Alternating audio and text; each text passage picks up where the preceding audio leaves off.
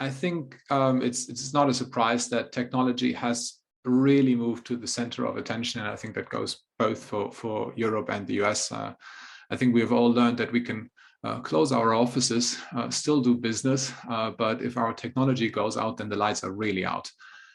So technology is not something that is for CIOs, CTOs, or partners who need an excuse to wear a hoodie and skinny jeans and sneakers, but it's something that is both highly relevant to the business and the practice across the profession. So no matter, I think we're talking about legal, accounting, or consulting, and I think a ton of surveys that are coming out these days are proving that the firms that have adopted technology more progressively, both before the pandemic or during the pandemic, have fared generally better.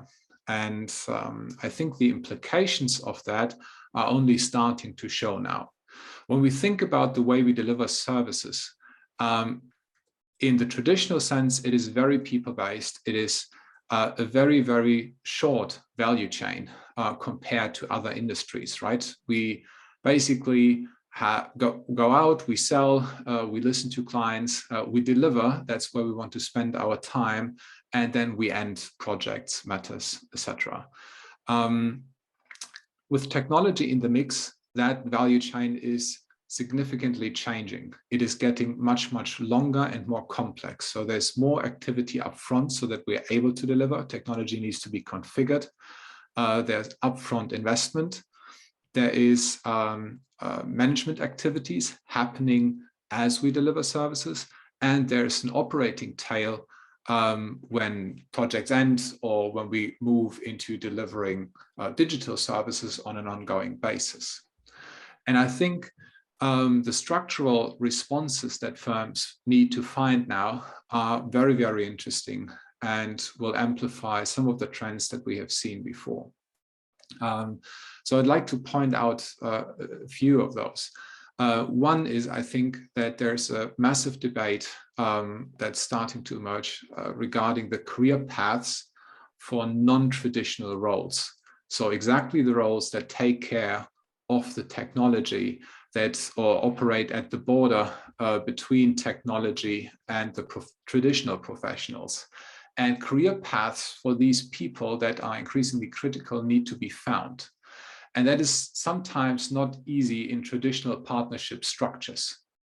And I think Europe may have had a head start in that sense by allowing different partnership structures, being a bit less restrictive, for example, when it comes to law firms, which is typically why the Big Four have, for example, built much stronger legal services in Europe than they have in the US.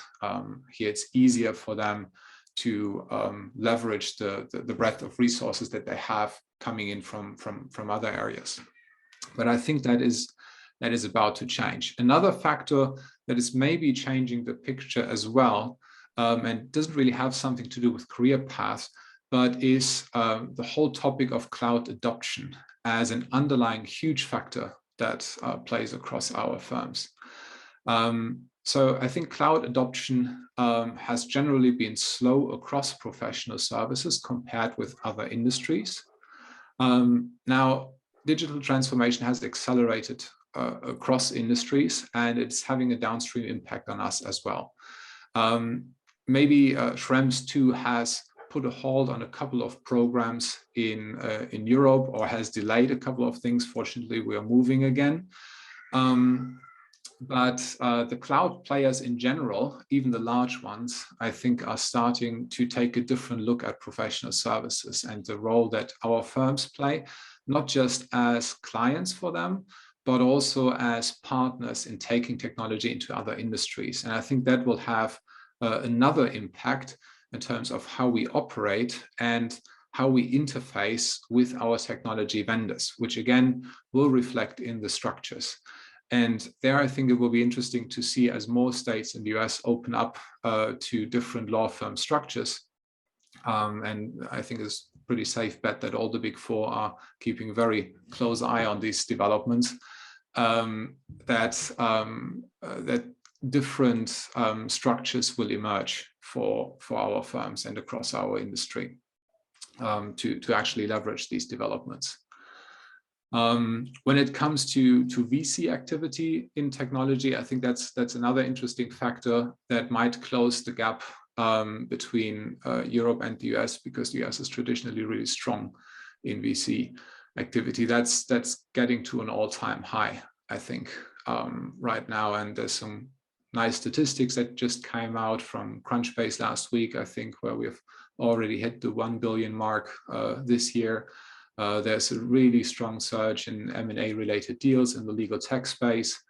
So I think there's massive activity in that space that will allow firms to have more and better technology options going forward.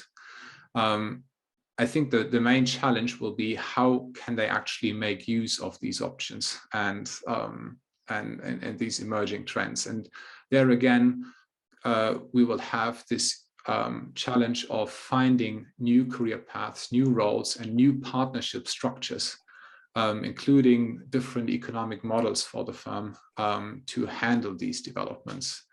Technology is something that is not just a rising cost position, it's something that is now driving revenue. It needs to be managed as such. And people need to be put in charge that are capable of doing so. I think the much larger tech industry in the US can be of great benefit to firms in the US. At the same time, of course, they are also a big competition for this talent, and can compensate them in a different way and offer more attractive career paths. So I think that's another critical element. Europe, meanwhile, I think is struggling with a similar problem. So the war for talent is definitely on. And I think it is not happening in the professional space anymore, but it's really driven in the technology domain and the related roles for our firms. So those are the hypotheses I would like to put out there. And I look forward to hearing more from the other panelists.